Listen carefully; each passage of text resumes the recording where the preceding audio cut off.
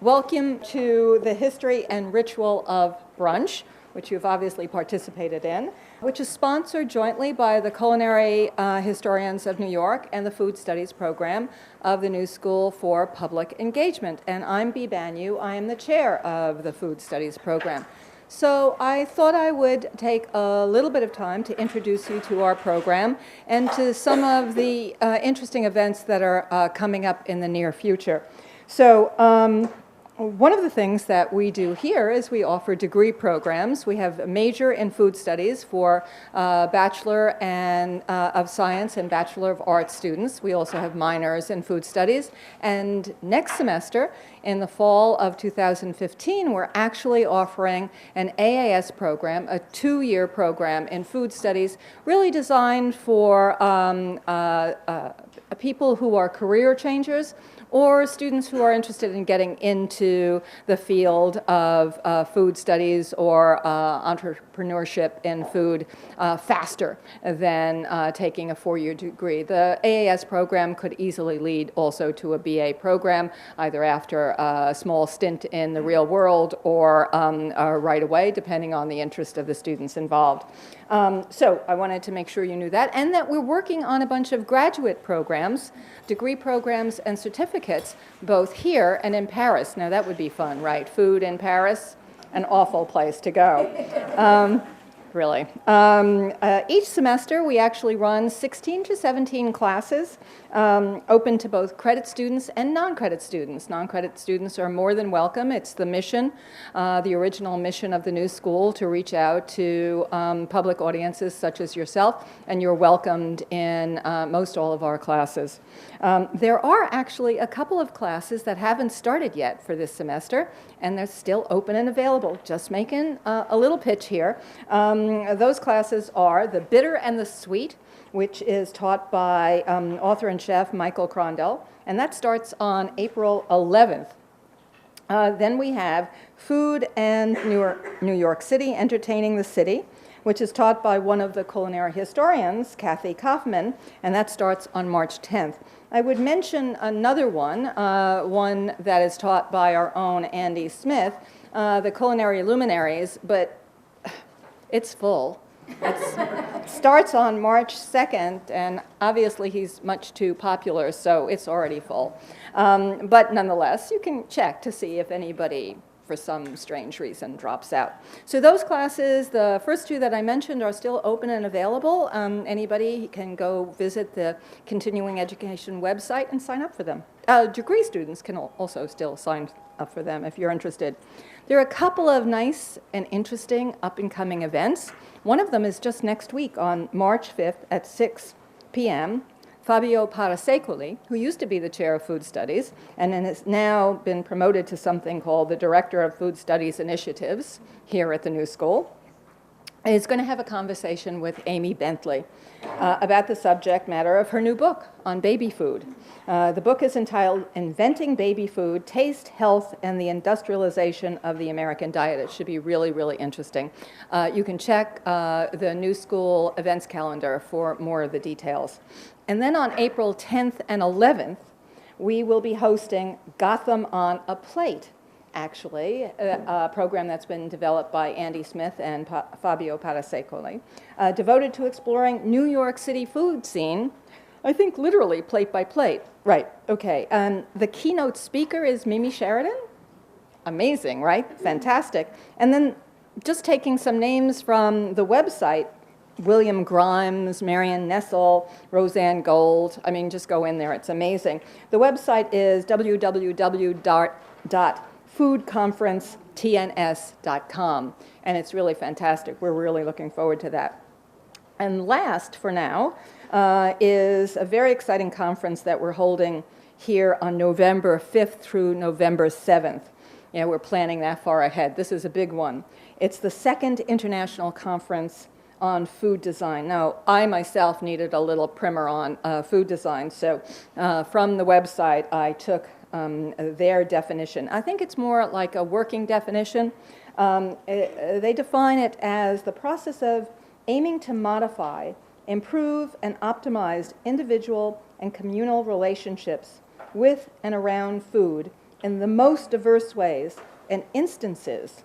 So that would include food products, materials, objects, practices, processes, events, environments, service, systems, etc. You name it, it's included. It's a new and developing field, bringing together people who are interested in food and designers. So they're actually inventing this whole field now here in Europe and Latin America, and we'll be having practitioners and thinkers from all over the world.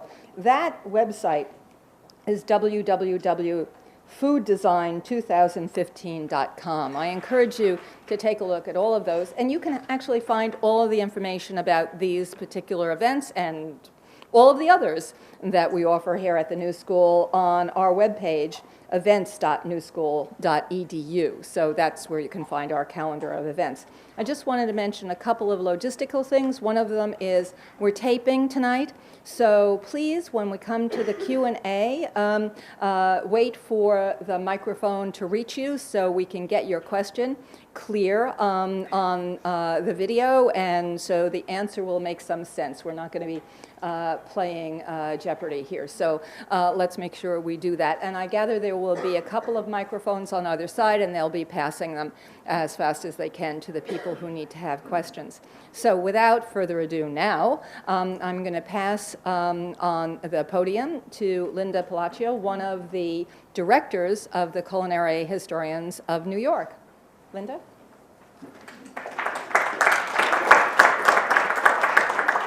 Thank you, Bea.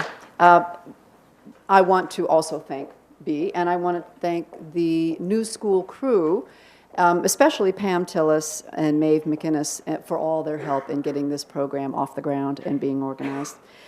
Tonight also I have to make sure that I thank our culinary historian program committee people, and I want to particularly point out a few: Carolyn Vaughn, Charity Roby, Renee Martin, and Diana Patet.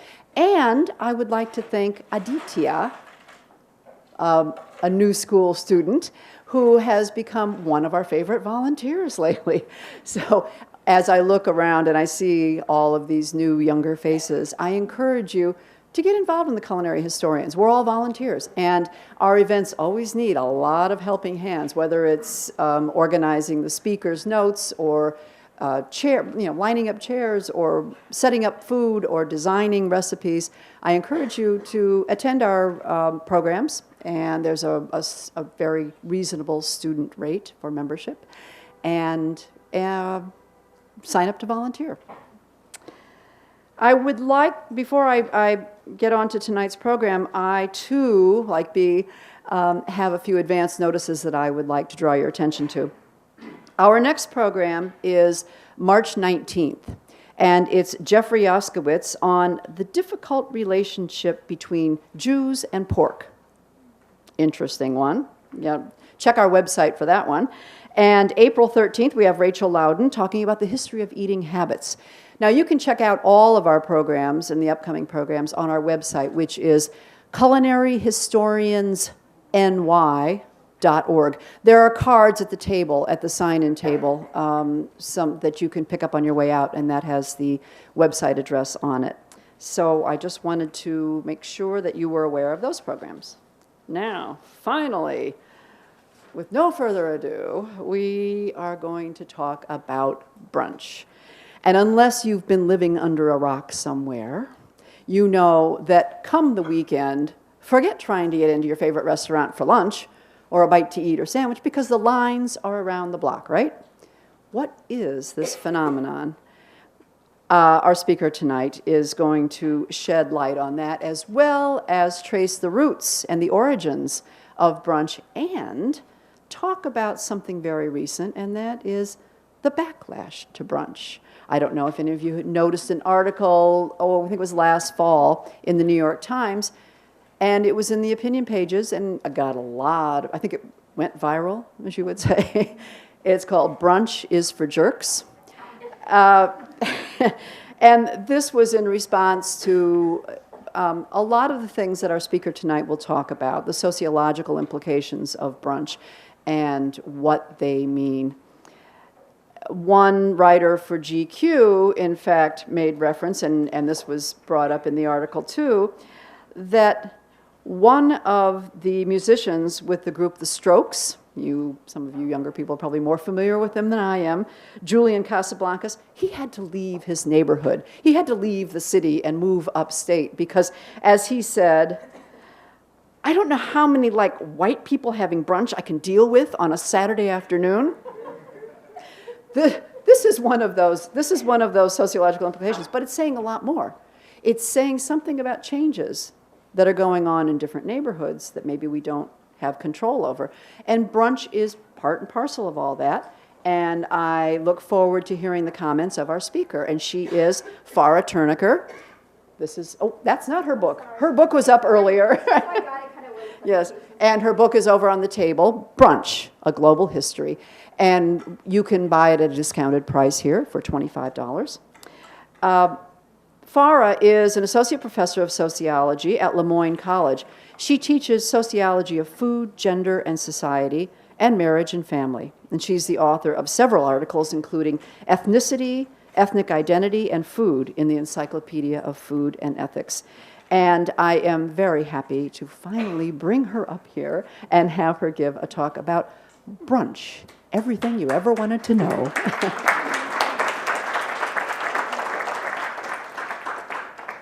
So first of all, I'd like to thank Linda for inviting me, as well as Kathy, who I know couldn't be here, as well as the New School and Bee and Fabio in particular, and actually even Andy Smith, who had a role very early on in the book. So I'm really, excited to be here and talk about brunch. And I am a sociologist, not a historian. So when I took on this project, I had a very kind of sociological framework, and I was always thinking about some of these issues related to is brunch for jerks, like very conscious of issues related to thinking about class and social inequality. So in terms of my talk, I'm not going to just summarize my book because you can read parts of it that are interesting to you. I'm going to give you a brief history of brunch, and then I'm going to talk about some of the social issues around brunch, particularly how they're represented in pop culture, as well as the backlash to brunch and what's Black brunch, okay? So this is really a socio-historical analysis of brunch as a modern meal. But in terms of thinking about the history of brunch, I'm sorry. Okay, but in terms of the history of brunch, we go across the pond, right? So when we think of brunch today, we often think of it as an American tradition, but it actually began in the UK. British journalist Guy Barringer, in a piece for Hunter's Weekly in 1895, wrote persuasively that by eliminating the need to get up early on Sunday, brunch would make life brighter for Saturday night carousers. It would promote human happiness in other ways as well. Brunch is cheerful, sociable, and inciting. It's talk compelling. It puts you in a good temper. It makes you satisfied with yourself and your fellow beings. It sweeps away the worries and cobwebs of the week. It still has some of that connotation even today, right? But brunch spread across the world, largely because of socio-historical as well as economic processes, including colonialism, globalization, transnationalism, and capitalism, because today we can find brunch in any metropolitan city. So even though American brunch began on Sundays in the United States, it then eventually became a ritual on both Saturdays and Sundays by the 1990s in the United States. You could find brunch on Saturday and Sunday in places, especially in like New York City and major cities. It's not just a Sunday tradition anymore. So often people ask me, so really what is brunch, and how is that really significant in terms of thinking about it as like a cultural aspect of American society different from the other meals? And so I always think, of course, brunch is a combination of breakfast and lunch, but what else makes it distinct? Well, where breakfast is the beginning of a work day, brunch marks the weekend. Breakfast is practical, it's the fuel you need, while brunch is leisurely, social, and can be a time to connect with others. So in terms of even thinking about it as a sociologist, the functions of brunch are different than what the functions of lunch are, right? Brunch is about leisure, it's about decadence, it's about, socializing. So taking us a little bit back in terms of the history of brunch in the United States, it was invented in England and then it came to the United States. The first mention of brunch in the U.S. was in 1896 in the New Oxford Pen newspaper. And basically, it was seen as a meal that was also called the varsity meal, meaning it was a meal for college students. So it began kind of, in terms of, if you look at the data and the evidence, as a meal for privileged male college students, because who was going to college in the 1890s in the United States, right? So I think that's important in terms of just thinking about the beginning of the brunch in the United States. And when I think about brunch in American society, I think of it at least having kind of three phases. The first one, during Prohibition, when cocktails kind of became the rage, because brunch history is intertwined with the history of cocktails and temperance, right? The National Prohibition Act was in 1919, and it was in force 13 years, from 1920 until 33. And though Prohibition affected many, the elite continued imbibing unscathed because of private clubs, home bars, and underground methods of transporting and selling alcohol. So the mixing of cocktails became common in certain venues, right? So brunch was a meal that, in that first wave, allowed these indulgences and quietly adopted mixed drinks and cocktails. It was also during this era where mimosas and Bloody Marys and a lot of those drinks that we think of when we think of brunch were created during this time. So by the end of Prohibition, certain segment of the upper class had incorporated daytime drinking through cocktails into their lives, but the middle class continued to waver about daytime drinking really until the 50s and 60s, because there were certain taboos in terms of drinking alcohol specifically that applied to women. So women in particular had been historically discouraged from drinking in public and drinking too much or drinking certain types of drinks. So cocktails were not only a way to enjoy drinking during Prohibition, but continued to be a way for daytime drinking and eventually gendered drinking. Because when we think about certain types of cocktails today, right, there's the feminine cocktail and then there's the masculine cocktail. So it's important to think about not only the history of brunch as it intersects with Prohibition, but also how class and gender shaped some of that first kind of wave of brunch, I think is significant.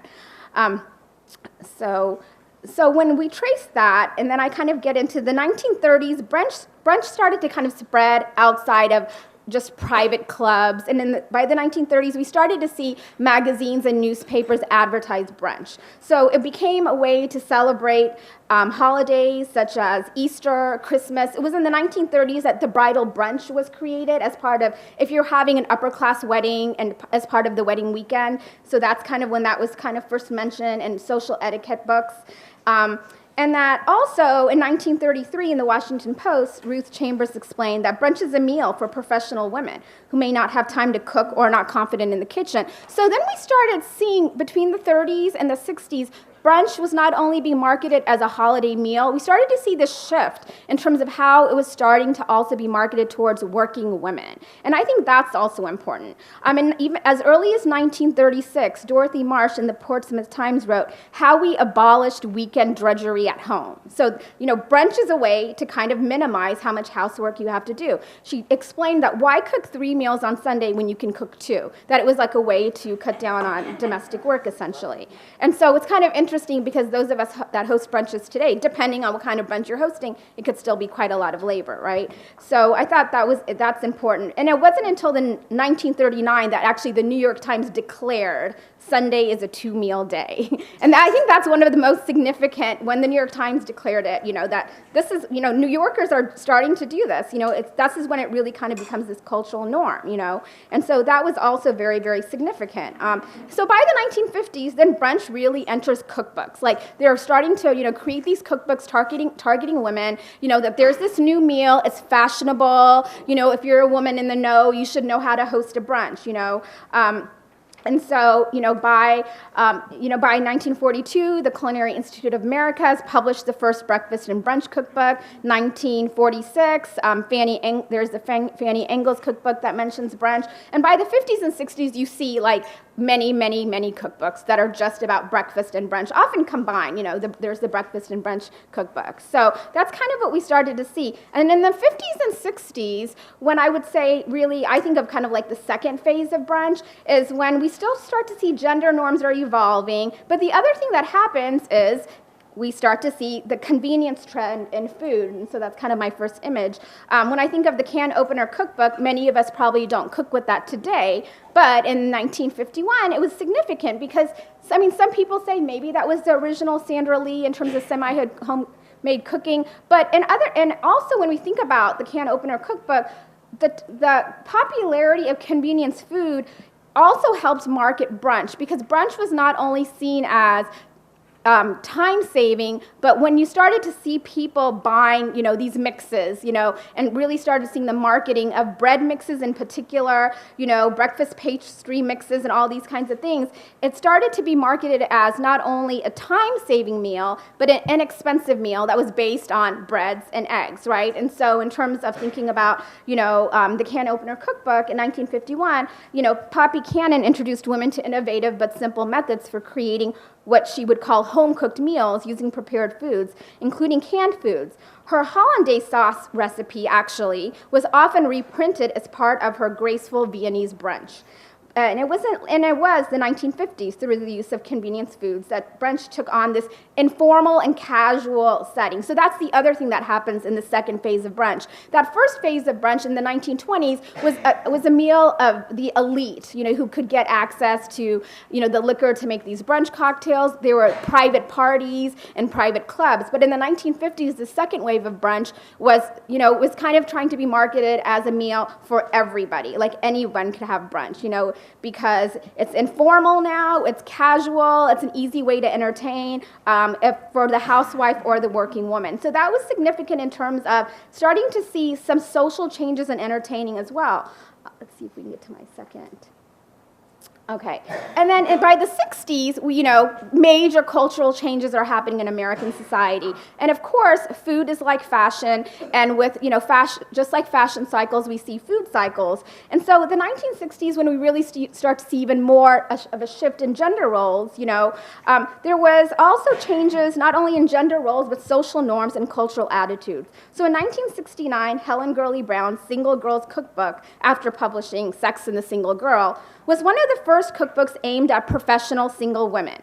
But it also addressed somewhat taboo topics such as overnight guests, entertaining bachelors, daytime drinking, and of course, brunch. So she writes, "Brunch is a wonderful way for a single girl to entertain. Sometimes you don't have to be as good a cook at breakfast or brunch. Guests are also easier to attract at brunch. People will drop by for Sunday breakfast or brunch whom you'd been funny feeling asking for dinner. A bachelor in your building who's never even asked to borrow a cup of bourbon, but who you would feel like he would if he only knew you better. The timing for brunch is also good for a career girl. If you have it on Sunday, you can market, fuss, run up your costume, and do part of the cooking on Saturday.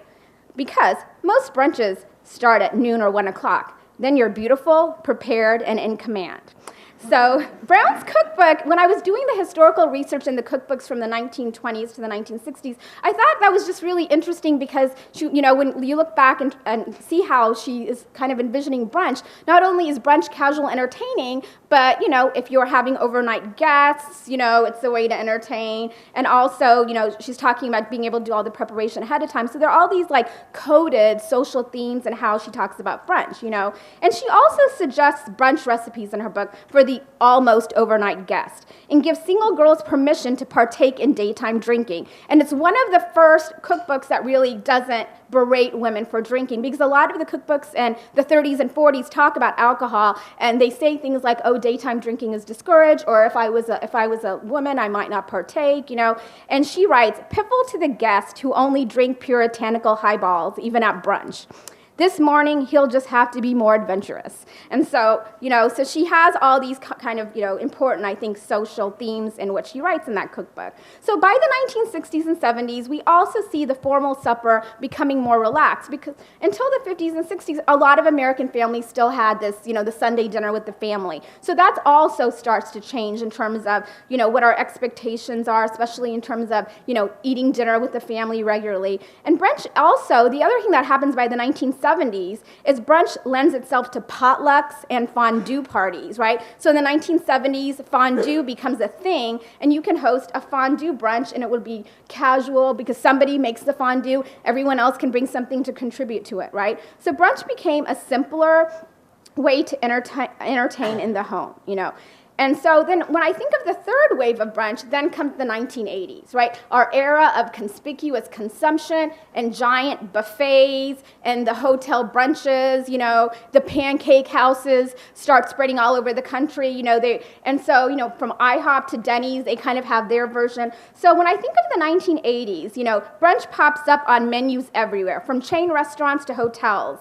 You know, brunch buffets and these elite hotel brunches also symbolize, as I mentioned, a particular type of conspicuous consumption that I think is really indicative of what was going on in a certain part of America in the 1980s, you know. So it's reflecting the social norms of American culture at that time. Also, at that time, an increase in disposable income and restaurant attendance was up. So brunch became a popular way in the middle and upper classes for Americans to socialize over a leisurely meal on Sunday. So when I think about the 50s popularizing convenience brunches, I think about the 80s as kind of, that cemented brunch as a cultural institution in American society. Because as brunch becomes really popular in the United States by the 1980s, the same things are not happening in Europe. You know, even though brunch started in England and other parts of Western Europe, it doesn't catch on in the same way. You know, so when I think about brunch today, you know, how did it end up everywhere else, you know? Well, so as a sociologist, I was interested in two other themes. First of all, in terms of the representation of brunch as it's shaped by class and gender in particular. And then lastly, how did we end up with these global brunches? And how did brunch go from the UK to the United States to Dubai to Mumbai? So one of the ways I was interested in analyzing brunch was through pop culture, you know, because when you look back through pop culture, looking even back at sitcoms from the 50s, 60s, and 70s, they really actually are so coded with the social norms of the time, but they also really reflect a lot of our ideas about gender and class in particular. And when I was doing my research, one of my favorite episodes of brunch was in the show All in the Family. So students might not know this show. There was this 1970s show called All in the Family, which was pretty, I think, groundbreaking for its time. And it starred Archie Bunker, who was kind of grumpy, and he was often arguing with his daughter in particular. So that was one of the first shows that featured brunch as symbolic of middle-class norms. And when I read the article, Is Brunch for Jerks?, I kind of thought about, what would Archie Bunker say about this, okay? So it was clear that even in the 70s, in television, brunch was a sign of class status. That has been one of the most prevalent ways that brunch has been portrayed in popular culture. This show in particular was always depicting conflicts over societal norms and events, traditional versus liberal values, and class, particularly working class experiences, is what Archie Bunker's character kind of embodies. And so when his wife and Archie Bunker arrive home to a surprise brunch thrown by their daughter, you know, he's not so thrilled about it. So they get home, and his wife Edith says, "The table is all set. They've made us brunch, Archie. Isn't that wonderful?" Archie, however, isn't interested in brunch, which he sees as some new bougie ritual. He says to his wife about his daughter, Gloria, "Brunch, it figures. Gloria's been reading too much Cosmo." So later during the brunch, Gloria chides Archie not to put ketchup on the eggs. She says to him, "I've made all these eggs and omelets, and you're putting ketchup on your eggs," you know? And Archie disparagingly responds, "Ketchup on eggs. It's what we've been eating since before you were born. Don't let it concern you." As is consistent with the entire series, Gloria, his daughter, has aspirational hopes to be more educated, sophisticated, and middle class. So she represents that aspirational class, right? She wants to make brunch, you know? But Archie, he has no interest in this, you know. He's comfortable with who he is. And, you know, as a sociologist, I could go on and talk a lot about class and food and culinary capital and think about how we could use, you know, Veblen and some other social theorists to talk about specifically his daughter's interest in this competitive consumption, right? Keeping up with the Joneses and, you know, keeping up with food trends like brunch is one way that we see that as early as the 70s, you know. And then, of course, in terms of, you really can't talk about brunch today without also talking about Portlandia and How I Met Your Mother. And I do know that the students probably know one of these two shows. You know, the best parody of brunch is found in the 2012 episode of Brunch Village, which is a whole entire episode that Portlandia does on brunch. When I teach Sociology of Food at my college, they get to watch the whole episode, and we do a whole unit on brunch, you know. And so Portlandia, you know, is poking fun at its, you know, hipster West Coast culture, right? So Brunch Village is a social commentary on how in certain cities brunch culture has evolved into a scene amongst the creative class. and most recently the hipsters on the West Coast who will go to any length to attain and consume the next culinary trend. Overall, brunch in recent years signals both class as well as certain types of hipster norms, or we could say middle class norms now. So it's interesting that, a sitcom would have a whole episode, dedicated to these young people who are waiting in actually 4 to 5 hour lines. There's a bouncer in the episode. If this was my class, we'd watch a clip of it as the bouncer tells them, you can't get out of line. You can't cut anyone if you're trying to eat at Brunch Village. So I think that's really important in terms of thinking about what's going on here. Why are some people waiting 2 to 3 hours to go into the next hip on-trend brunch place, And then, of course, there's also the issue of gender in brunch. Is brunch still a gendered meal? Meals indicate class, but even in food studies, we read about how historically who studied food and how food was studied is very gendered, right?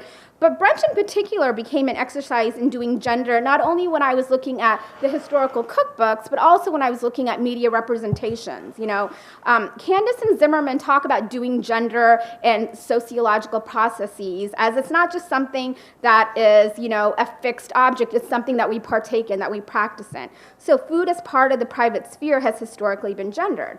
So the gendered nature of brunch is humorously addressed on the show How I Met Your Mother, which recently ended, right? The popular sitcom centered around the lives of 5 young professionals supposedly living here. Marshall is single and starts spending time with his recently single friend Brad. They go to dinner, they go to Broadway, and they even go to brunch. Marshall's friends make it clear, however, that brunch is for couples or for women, leading Marshall to ask Ted, why can't 2 guys who are friends just go to brunch? And Ted replies, because brunch is kind of, and their friend Robin quickly interjects, girly. So Ted and Robin declaring that brunch is girly further exasperates Marshall's character, and he responds, girly? Breakfast isn't girly. Lunch isn't girly. What makes brunch girly? To which Ted responds, I don't know. Nothing girly about a horse, nothing girly about a horn, but put them together and you have a unicorn. So that's kind of the punchline from that episode. But it's about this idea that why is this particular meal depicted as a gendered meal? That either women, a group of women can go to brunch, right? A heterosexual can go to brunch, but 2 heterosexual guys can't go to brunch, right? And looking at social norms in terms of meals, in terms of the gay and lesbian community is an area that I'm still doing further research in. But of course, it is more acceptable for 2 guys that are not heterosexual to go to brunch. But in this particular episode, they're teasing Marshall because he wants to go to brunch with his friend, and he actually references, I just want to go to the Popover Cafe, with my dudes, and so why can't dudes brunch, So in terms of popular media and in terms of American society, it still has a class connotation. It still has somewhat of a gendered connotation when we think of at least heterosexual couples. But brunch is no longer just an American social ritual, and I think that's important. That when we think about brunch now, we can go to different places in the world, and we can not even leave New York City, and we feel like we're going to different places in the world as well, right?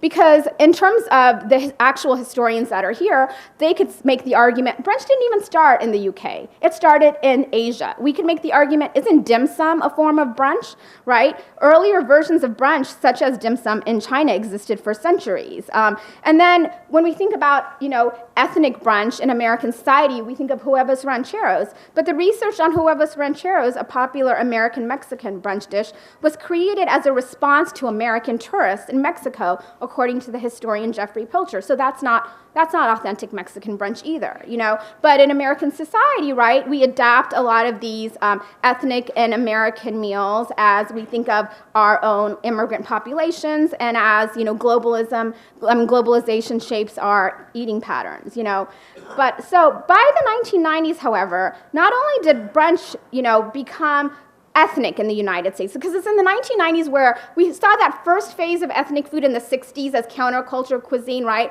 When vegetarianism took off, and a lot of times we were looking for South Asian recipes or East Asian recipes because we wanted to be vegetarian in the 60s, was part of the counterculture, hippie culture. But in the 1990s, ethnic food took off again in another way, reflecting some of the new immigrant trends, and you saw this even in terms of the brunch food that was available. But by that time also, brunch started traveling. And so by the 1990s, not only did brunch become a way for Americans to socialize, but it also made its way into parts of South Asia and the Middle East. As the economies of countries like India and the United Arab Emirates strengthened, they also embraced brunch. So two important examples that I'm going to talk about. Let's see. So as I said, the economics and globalization of capital shaped brunch norms in a lot of these non-Western countries. And so in particular, brunch in Dubai and Mumbai came via lavish champagne brunches and high-end hotels. So Mumbai brunches are as diverse as the brunches in Manhattan, with traditional Indian brunches serving samosas, dosas, kebabs, and biryanis to those embracing Western brunch traditions featuring eggs, Benedict, and mimosas. It's important to also emphasize that these are new money cultures, okay? So these new money cultures were quick to embrace the social practices of what they understood as high culture, okay? So the consumption was about distinction, and it was largely shaped by globalization and capitalism. So in these new money societies, they see, through globalization, what are the food cycles, what's considered, what they view or what is socially constructed as high status, and they absorb a lot of those trends, What was interesting in particular in studying brunch in the Middle East, however, was that two things. Brunch in the Middle East began as a Friday brunch because the Muslim prayer is on Friday. And so in the observant countries in the Middle East that observe Islam, it started on Friday, and then eventually it spread to the weekend, but also largely because of tourists, right? Because they have these lavish hotels in places like Dubai and Beirut. And so even though brunch started in some of those Muslim societies on Fridays, as they started to have thriving tourist economies, brunch was also served in their hotels as well. And when I think about really over-the-top brunch, the United Arab Emirates and in Dubai, you can just find some of the most lavish champagne brunches and these amazing, gorgeous hotels with anything you want, So you can go to a brunch in Dubai and they showcase global fare, endless culinary options, including Middle Eastern fare, as well as what they think of as French fare, And so I think that's important in terms of this idea that basically brunch spread to any cosmopolitan city that also had basically the money and also was interested in following these trends. And so brunch basically goes anywhere that conspicuous consumption goes. It's part of the thesis that I explore. And I think that's important because now when people ask me, well, where can you find brunch? I say, where can't you find brunch? So when we think about Casablancas moving to upstate New York because brunch is for jerks, I think, well, I'm from upstate New York and I moved there from Chicago and we brunch there too. And so the white people in New York that are brunching that he wants to escape, you have to kind of think about what else is really going on there, So before I get to my conclusion, I thought I would talk a little bit about that question. Is brunch for jerks? So while there seems to be a backlash against brunch from time to time, people ask me, so do you love brunch? You wrote a whole book on brunch. And I say, I'm actually neutral on brunch. I like it from time to time. I like food, and I enjoy a leisurely and decadent meal that's comprised of something sweet and savory. But I don't think it's necessarily the most important meal. For me, it was a way to research a meal shaped by class privilege, gender shifts, and culture. I also recognize brunch began as a meal of privilege and is often a symbol of gentrification, and especially when we think of the history of New York City and where you can get brunch and where were you able to get brunch in the 80s, where could you get brunch in the 90s, and where you can get brunch now. In most neighborhoods, you can find brunch, right? So it's a symbol of gentrification. As a sociologist, that's how I think about brunch. Like Starbucks, when Starbucks got into your neighborhood and maybe pushed out that independent coffee shop, or when Target came into your neighborhood, or Whole Foods. So I think the backlash against brunch is more about a response to gentrification and the changing of a really dynamic city. And isn't both the creative class, these artists, these musicians, and these writers, as well as the middle class, contributing to both the gentrification as well as the spread of brunch? So wherever we have gentrification or conspicuous consumption, brunch is sure to follow. And brunch is another trend in the commodification of class privilege. It can be a signifier of status. And once it became a meal for the masses, it became an indicator of gentrification, and it warranted some critique. But the problem isn't brunch per se. It is a meal, but it's also much more than a meal. but rather it's the commodification, wherein during the last few years, class identity and consumption have become tightly bound, meaning what you purchase says a lot about who you are. So like, where do you get your coffee? Is your coffee fair trade? Is it organic? Is it locally sourced? These are all questions, especially people in food studies, as well as just food lovers that we often think about. Would you get a cup of coffee from Dunkin' Donuts? Or no, you're going to go to that new artisan, small batch coffee shop and take the train to Brooklyn. So these are all questions that are really also very connected to brunch.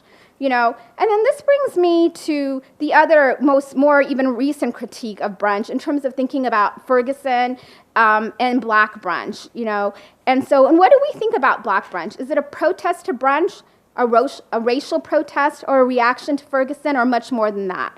The BBC said targeting brunch at upscale restaurants was seen by activists as one way of taking a message to a new demographic group, wealthy and predominantly white. In reality, it's more than just the wealthy and predominantly white that actually brunch, because also the middle class brunches. There's some research at the lower middle class brunches. But the Black brunch movement did bring attention to brunching as an American institution that is still coded with some class privilege. And I think when I think about Black brunch as a sociologist, it makes me think about privilege. In American culture, racial privilege has historically intersected with class privilege. As food studies and studies of meals like brunch increase, we realize that food is an important way for us to acknowledge privilege in multiple ways, right? There's gendered, class, and racial privileges. And studying food is ultimately a way to understand social inequality. So thinking about Black brunch, but also thinking about who has access to food, food deserts. This could open up to a much larger discussion. And as a sociologist, using theories of intersectionality, Veblen, feminist theory, Heldke, they're all different frameworks for the students that are here to think about consumption and how consumption is shaped by status, So in conclusion, I thought I would read a brief paragraph from my book. So what about the future of brunch? Now we kind of understand broad history of brunch. We know a little bit about global brunch. We know some of the problems of brunch. What about the future of brunch? So the spread of brunch, as I've mentioned, has been shaped by social class, gender, and religious norms. Began on Sundays, it spread to Saturdays and Sundays. It began on Sundays and spread to Saturdays and Sundays, and is now a weekend ritual, right? And as I mentioned, food consumption, like brunch, has been linked to identity. Brunch consumption can be linked to many different aspects of social identities. Those that are particularly aspirational, such as the creative and middle class, will probably continue to brunch. Perhaps brunch will become gender neutral so that dudes can brunch. But brunch may remain an important way to mark also religious and cultural holidays such as Christmas, Eid, and Hanukkah. Those of us increasingly feel the time crunch will continue to go out for holiday brunches. At the same time, some of us will respond to Michael Pollan's thesis and slow down and start cooking brunch at home, maybe even organizing potlucks. Those of us that are organizing potluck brunches, that's also coded. As sociologist Alice Julier points out, that even potlucks are embedded with social status. So in terms of your potluck brunch, who brings and makes the gluten-free quiche, the organic turkey sausage, the artisan croissants, and the heirloom tomato salad is all coded with social meaning. Class in particular continues to shape if we brunch, where we brunch, and what we consume at brunch. Brunch is a place where we can overtly display our culinary capital or not. Thank you.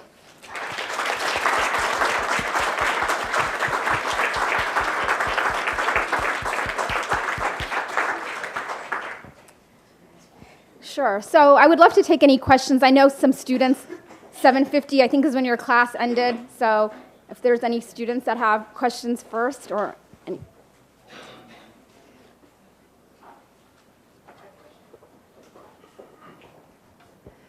I love the sociological implications that you addressed in brunch, but just to backtrack a little bit, could you address the early beginnings of brunch in the UK, and did it really have anything to do with hunting and? Yeah, it was the hunt breakfast, right? So yes, I kind of just glossed over that. In the UK, it began as a hunt breakfast. Basically, the men of the house and upper class families would go out for their hunt. They would return with the game, and then the servants would prepare this large meal, largely a meat carnivore's kind of dream. And that was the beginning of this kind of late morning, early afternoon brunch, but it was not a meal necessarily based around eggs and pastries like we think of it today. It was this hunt breakfast, and that was kind of the first origins.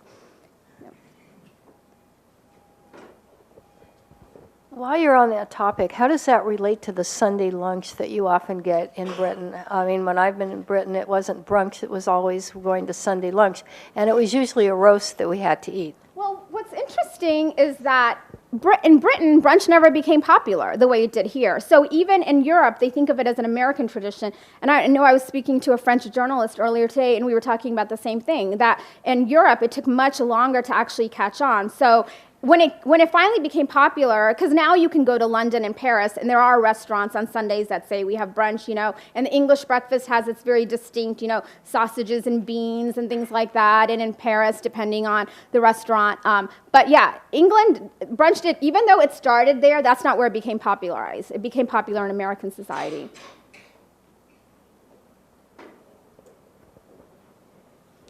Talking about going from a very male meal in England to now sort of a very gendered meal here, could you go in a little bit more about why two dudes can't have brunch together? I think it's that whole idea of our critique of male heterosexuals just don't make reservations and have meals, you know what I mean, in terms of their social norms, that it's so tied to being, when heterosexuals go out to dinner, it's like a couples thing, why that happened the way it does, I mean, it's social norms, What's interesting, though, is, there are men who have breakfast together regularly. There's men who go to the bar together regularly, right, in terms of thinking about masculine heterosexual culture. But brunch, it just by the 1970s and 1980s, it just took on this very feminine connotation, And I even think of, the 1990s and Sex and the City, right? Those women were always brunching. That was kind of their ritual to kind of gab about like what happened in the week, And it just, in popular culture, it took on that kind of connotation. No, it was already gendered by then. What happened is by the 1960s and 70s, as many women started entering the workforce full time, some of those women were not able to lunch, right? And so when we think about ladies who lunch, some of those ladies who lunched became the ladies who brunched as they started working full time.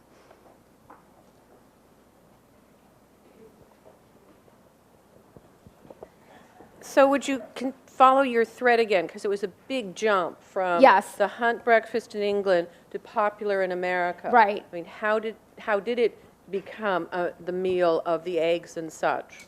And which was it? New York? Was it Baltimore? Charleston? Boston? Good question. Help us as to what happened here. Yes. So the two brunch cities that we trace brunch to in American society is New York and New Orleans, in terms of the historical research that I found. So in New York, we saw these early versions of brunch advertised in restaurants like Delmonico's, I think, had one of the first menus for brunch because of the whole war of who invented Eggs Benedict, which has got its own murky history, right? Was it the Waldorf or was it Delmonico's? So New York City is considered one of the brunch capitals. And then around the same time in New Orleans, we started seeing these French migrant workers and these cafes that were actually being established to kind of cater towards the French immigrants that were coming in. And that's when we saw some of the first restaurants that served pain perdu, the French version of French toast. And we started to see a lot of those early egg dishes, omelets, and things like that in New Orleans. So two different kinds of brunches started emerging in New York City and New Orleans. New Orleans, it was almost more like a diner, working class brunch, catering towards, the French immigrants that were coming in. And in New York City, we started kind of seeing this kind of like brunch for the elite who could get access to alcohol and cocktails, but also host these private parties, or get into these very, very kind of elite establishments as well. Like Emily Post was seen brunching in Delmonico's, so kind of like that segment of society. Grace? Hi. Okay. So I remember that Delmonico's at the 19th century was was called as a suite restaurants where ladies would eventually go there to have their meals outside instead of male having meal outside. So because that would spark off the sort of stereotypical for gender for brunch as well. I didn't see any clear evidence of that. But I mean, at that same time, we also started seeing these like tea houses that were catering towards women, you know, that they could have meals and be in public. And then the department store was invented, right? And that was one of the first spaces that women could freely, go in public also. So all these kinds of same things were happening, and but I would say that they probably all intersected. Yeah. So I distinctly remember in the 80s and 90s going to Bob's Big Boy with my mom for brunch. And at the time, and in retrospect, it seemed to be this very middle class thing that we were doing. But then it felt like in the late 90s, I guess with Sex and the City and everything or whatever, it suddenly became, it took on new meaning. Right. Do you think that there was a lull within that period, and then it just sort of reemerged as this like aspirational meal? Well, I think between the 80s and 90s, what also happened is, like, in terms of consumption, something changed, right? Because in the 80s, there was this kind of, it was the Reagan era, and so there was like the beginning of kind of a conspicuous consumption. And in the 1990s, we started to see somewhat indie brands taking off. We very, very slowly started to see, an interest in boutique hotels and eating at non-chain restaurants, kind of like the backlash to the IHOP and the Denny's and the Applebee's and that kind of thing, So in the 80s, I also, with my parents, would go to the Bob Evans and the IHOP and thing. But by the 90s, that wasn't really cool anymore, And so and so I think that there was something going on in terms of a backlash to those chain restaurants, but also, the cycle of food. And where in the 80s, if you wanted brunch, you wanted as much as you could get. You went to Bob Evans or IHOP and you wanted that.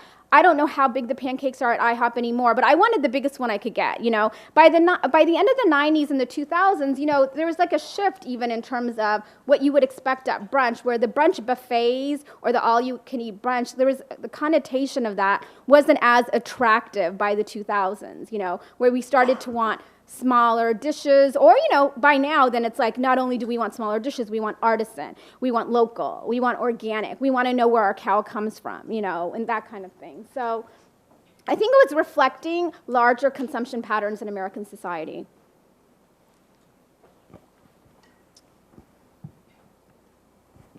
Now, I know you said that men aren't allowed to do brunch alone, but I know a lot of guys who will join in brunches with groups of people. Is there any sort of gendered performance that you've noticed that goes on within brunches where that's a mixed gender brunch? Is there a kind of masculine performance or feminine performance that goes on? I think there is. I mean, there's the whole thing. Okay, even in terms of what you're ordering at brunch, there is like the guy who is supposed to get as much bacon, because there's the whole thing about masculinity and meat, right? So when you see like a group of women and a group of men, our stereotypes of, the woman must be getting the egg white omelet with the kale, right? And the guys must be getting the eggs Benedict with the extra side of bacon and sausage, because meat still has this kind of masculine connotation to it. And then of course the dessert. It's probably, we still have this, association with sweets and also, that are also gendered, that's like, more likely to be female. So in terms of ordering, there's still this kind of thing. And also the other interesting thing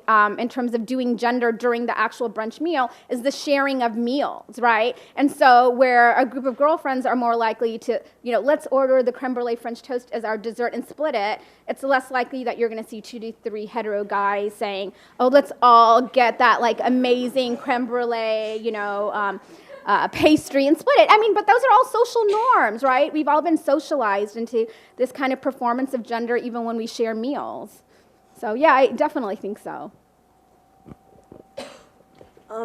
In your book, do you talk at all about the classical urban Jewish brunch? There should have been another chapter on brunch and religion, actually. I actually think there should be a whole book on meals, the meal series and religion, because I think that there's so much interesting research to still be done on, brunch and the Jewish brunch and religious holidays even, in Judaism and in Islam. I mean, it was just last year in New York City where somebody wrote something about the brunch in Brooklyn at the end of the day of fasting in Ramadan, that there were Brooklyn Muslims who would have this kind of like midnight brunch, So I think looking at brunch in Judaism and in Islam and looking at these meals, that is lacking in the book. But I think that's interesting, and I think that research should be done.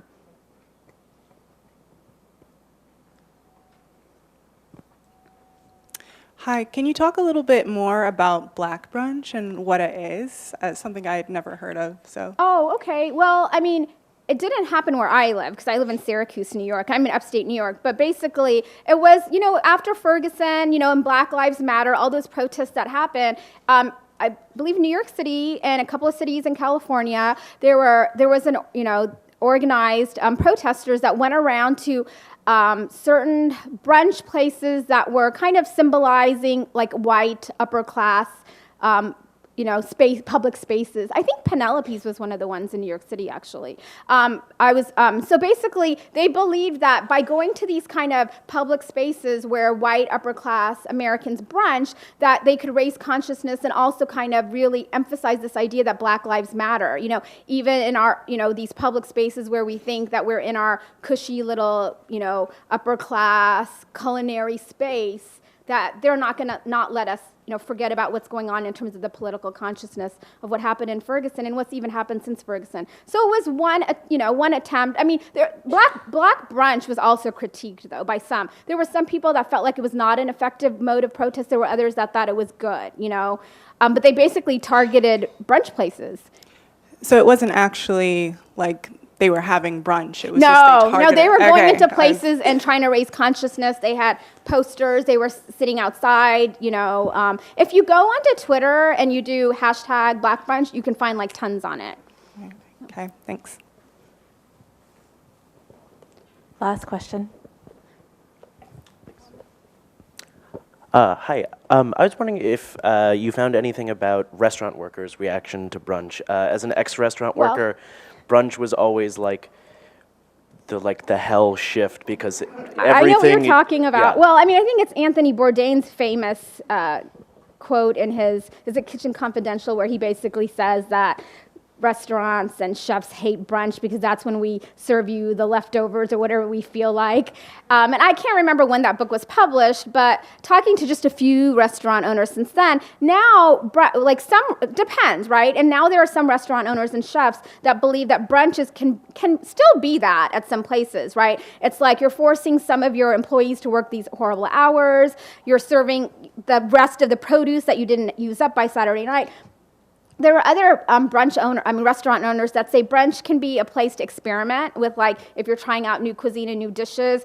And also, it's a big moneymaker, is the other thing that some restaurant owners have realized. Because what do you need for a brunch? Eggs and some pastry, right? And then the alcohol, which covers the expense of the whole meal. So, there's that economic analysis and there's a labor analysis also that could be further developed. But yeah, I know exactly what you're talking about. Thank you very much. There was one last question. Did you? Oh, the jazz brunch. The jazz brunch. Okay, yeah. And I do write about that in my book. The jazz brunch as well as the blues brunch. There's different versions of that in the 20s, 30s. Harlem plays an important role in that, and so does New Orleans. So both. New York, that's why I say New York City and New Orleans. I know California has some amazing brunches and also has its brunch history, and we could even give them dim sum to some extent. But when you think about the music, the jazz brunches and the soul brunches, and Harlem as well as New Orleans play a really important role in how blues brunches and jazz brunches emerged, and that intersection of food and soul food and music and brunch as well. Well, thank you very much.